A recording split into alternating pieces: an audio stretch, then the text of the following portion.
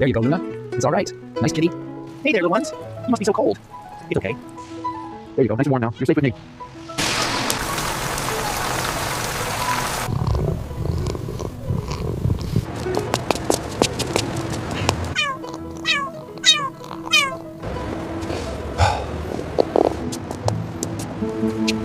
I brought a blanket for you and some food for your friend.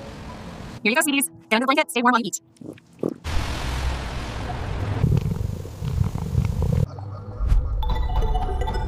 Information is loaded. Start your midnight, just like the plan. Don't be late.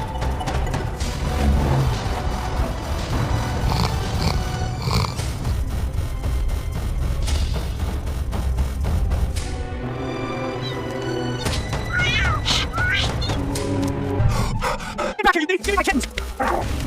Shh, there you go. Everything is going to be fine now. It's all right now, Luna. Don't you worry. I've got you all safe right here. Everything is going to be just fine. Mr. Mitchell, come on in. It's warmer inside. I've got a fresh pot. Well, thank you. That's mighty kind of you. Next, sometime go right here by the window. I brought some water for the little ones. Oh, thank you. You're too kind.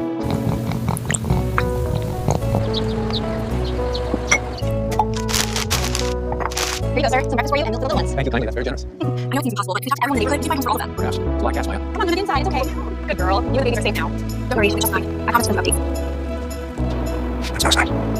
That's nice. Hi there. Are these the kittens you told me about? They're adorable. Yes, this is Luna and Heather. We're hoping to spend one today.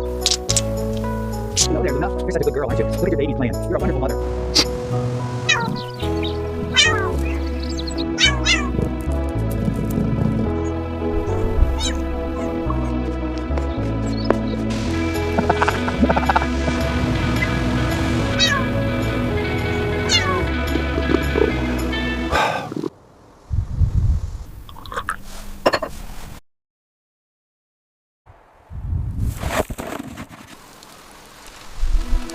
Here's your bag. Did you see the latest picture of Luna and the kittens? Oh, adorable. They're getting so big. Thank you.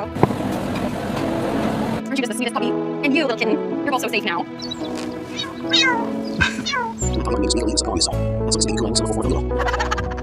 Não,